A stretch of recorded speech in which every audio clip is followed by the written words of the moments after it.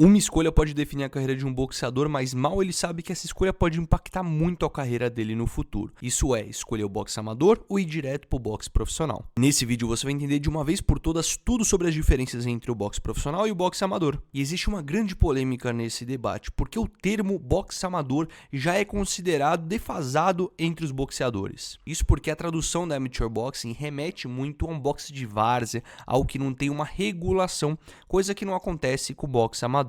Portanto, o termo correto deveria ser utilizado o boxe olímpico, como a própria Confederação Brasileira de Boxe se intitula. Tanto o boxe amador quanto o boxe profissional têm organizações regulamentadoras. A grande diferença são as instituições. No boxe amador, a gente tem a IBA, a antiga AIBA, que mudou de nome por causa de polêmicas que envolveram seu nome no passado. Já no boxe profissionais, a gente tem diversas entidades diferentes, que são aqueles diversos cinturões que a gente vê lutadores disputando, como a WBC, WBA, WBO e a FIBA. Se você quer o vídeo da diferença das instituições do boxe profissional, comenta aí que eu vou fazer esse vídeo. E agora a gente começa a ver a diferença do boxe olímpico e do boxe profissional, porque não são só as instituições, são tantas diferenças no regulamento que podem ser até considerados esportes diferentes. Um boxeador não consegue sair do boxe amador e ser um campeão no boxe profissional rapidamente. O esporte em si muda bastante. Se a gente olhar para as regras e a duração das lutas, a gente vai ver já uma diferença abismal. As lutas no boxe olímpico, elas geralmente são de 3 rounds de 3 minutos cada. Essa é a regra. Existem pequenas exceções em alguns regulamentos, mas a maioria das lutas acontece assim. Os critérios de pontuação são iguais, são aqueles critérios do sistema de 10 pontos, onde o round é designado 10-9, 10-8, 10-7, tanto no boxe olímpico quanto no boxe profissional. O que muda são os critérios. No boxe olímpico é focado mais na precisão e na quantidade de golpes, no volume de golpes. Enquanto no boxe profissional, eles olham muito mais para a potência do golpe e o controle do ringue, critérios que não são muito olhados no boxe olímpico. E a diferença também está no número de juízes. Enquanto no boxe olímpico tem 5 juízes, a gente tem apenas 3 juízes no boxe profissional. E a pesagem é algo que influencia muito uma luta. Para você ter uma ideia, no boxe amador, o atleta pesa de manhã para lutar tarde. Enquanto no boxe profissional, essa pesagem é feita um dia antes, dando muito mais liberdade para o atleta recuperar o seu fôlego, recuperar o seu peso no dia seguinte. Então, todo o planejamento feito de um atleta profissional e olímpico muda. Eles lutam em pesos diferentes, em condições completamente diferentes fisiologicamente. Agora, a grande diferença ocorre na duração das lutas profissionais, porque enquanto a gente tem 3 rounds de 3 minutos no boxe olímpico, as lutas no boxe profissional podem chegar de 4 a 12 rounds de 3 minutos cada. Isso muda completamente o jogo e o jeito que a luta é levada, por ter um número muito mais volumoso de rounds. Por exemplo, no início da sua carreira como boxeador, é natural você ter uma progressão de carreira e fazer lutas de 4 a 6 rounds. E conforme você vai evoluindo, você vai para as lutas de 8, 10 e 12 rounds. Quando cada uma dessas lutas acontece? O mais normal de todos, para quem está em progressão ou que está em fase de não disputar título ainda, são as lutas de 8 e 10 rounds. As disputas de título latino-americana tem 10 rounds e as disputas de título internacional tem 12 rounds. Então o atleta tem variações muito grandes dentro da mesma luta. É normal ele perder 3 rounds, ganhar 3 rounds, enquanto no boxe olímpico você precisa ser muito mais intenso em um único round. A estratégia, o preparamento, o treinamento para o boxe profissional é muito diferente do boxe olímpico. Toda a estratégia designada para a luta, o jeito que você se prepara, o jeito que você dedica cada um dos rounds e acumula energia, tudo é milimetricamente pensado pelos treinadores e pelos atletas. Então muito me impressiona atletas como a Bia Ferreira, que ao mesmo tempo que estão na equipe olímpica lutando 3 rounds de 3 minutos, está ganhando um campeonato mundial de boxe profissional lutando 10, 12 rounds. E toda a estética e equipamentos mudam também do boxe olímpico para o boxe profissional. Por exemplo, era normal até 2016 a utilização dos capacetes nas lutas olímpicas, mas isso foi removido nas Olimpíadas de 2016 no Rio de Janeiro. Hoje, apenas as mulheres devem utilizar o capacete nos jogos amadores, enquanto os homens tiraram. Isso foi uma grande polêmica causada no mundo do boxe,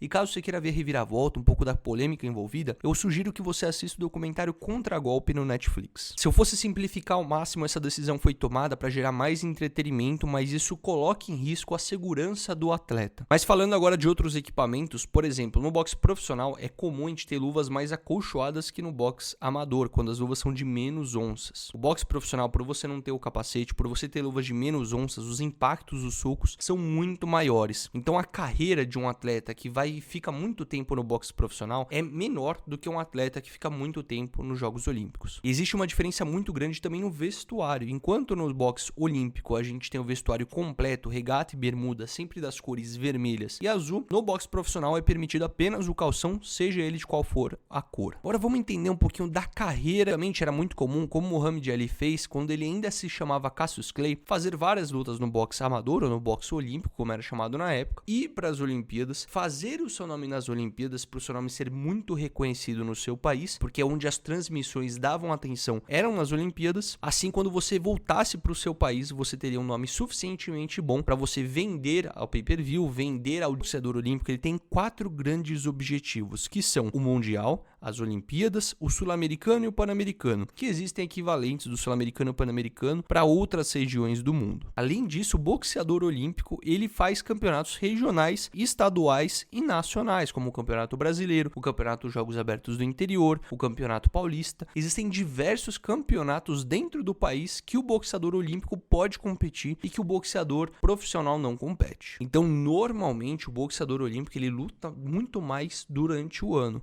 enquanto um boxeador profissional faz poucas lutas por ano. E hoje já está se naturalizando o fato de você ser um boxeador olímpico e trilhar sua carreira no boxe olímpico, não necessariamente você indo para o profissional. Por que a maioria dos atletas acaba indo para o profissional? Porque é onde dá mais dinheiro. É mais arriscado, é onde você tem os maiores nomes do mundo hoje, mas é o lugar que todo boxeador quer estar um dia, lutando fora do país com grandes nomes e recebendo grandes bolsas de dinheiro de pay-per-view. Enquanto um boxeador na seleção brasileira de boxe olímpica ganha de 5 a 30 mil reais, boxeadores, uma bolsa de um boxeador brasileiro que vai para uma luta é de 50, 60 mil dólares. Isso, eu tô chutando bolsas baixas e não disputas de título. Esse exemplo de valor de 50, 60 mil reais são valores de lutas boas e não disputa de título, que pode ser valores ainda maiores. Mas em 2016 tudo mudou, porque antes disso a carreira comum de um atleta era para os Jogos Olímpicos e depois ir para o boxe profissional. A gente tem ótimos exemplos como Lomachenko ou Usyk, que ganharam medalhas de ouro na sua categoria nas Olimpíadas e migraram uma carreira de sucesso no boxe profissional. Só que a partir de 2016 foi autorizado que boxeadores profissionais pudessem competir também nas Olimpíadas. E o maior exemplo disso é a Bia Ferreira, que medalhou prata em 2020 em Tóquio, em 2023 foi campeã mundial do boxe profissional e agora está nas Olimpíadas de 2024 disputando a medalha de ouro no boxe olímpico. Então um novo padrão pode surgir.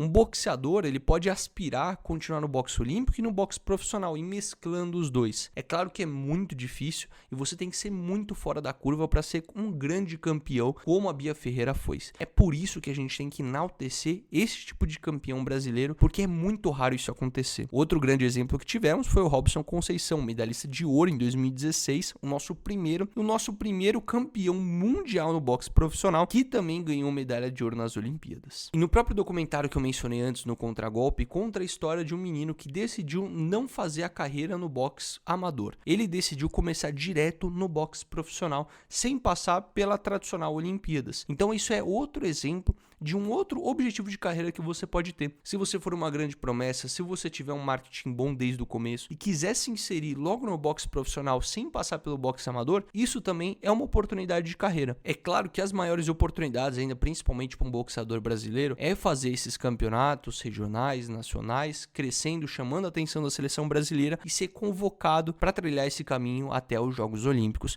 para depois futuramente você pensar num boxeador profissional. Mas não pense que existe um caminho perfeito a ser trilhado. Hoje em dia já está aberto às possibilidades que você tem como um boxeador. E a última diferença entre o boxe profissional e o boxe olímpico são os estilos da luta, porque é normal a gente ver intensidades diferentes por causa do volume de rounds e minutos dentro do ringue. Numa luta olímpica é muito mais natural você ver mais técnica, mais velocidade, mais precisão nos golpes e menos contundência, até porque como as luvas têm mais onças, têm mais acachoamento, não é tão comum a gente ver nocautes como a gente encontra no boxe profissional. Para manter a resistência, os treinadores orientam os atletas para tomar cuidado e como você vai gastar energia durante os rounds. Por isso é comum nas lutas profissionais ser um pouco mais cadenciada, mas também é muito possível a gente ver mais nocautes por causa do número de onças das luvas que são reduzidas e também porque a quantidade de golpes deferido é maior ao longo de toda a luta e lá no final da luta, depois do sexto, oitavo round, um lutador já tomou muito mais soco do que um boxeador olímpico tomou em 3 rounds somados. A realidade não existe melhor nem pior. A gente tem que ficar de olho no boxe olímpico, porque de lá vem grandes boxeadores profissionais. E para você virar um boxeador profissional, é normal que montem um cartel para você. E quando o boxeador fica invicto por muito tempo, você tem mais tendências a ser um boxeador de sucesso. Mas existe uma grande máfia por trás da construção de cartel. Eu vou deixar esse vídeo agora para você assistir, para você entender como funciona o início da trajetória de um boxeador profissional. Só clicar no vídeo que está linkando na tela.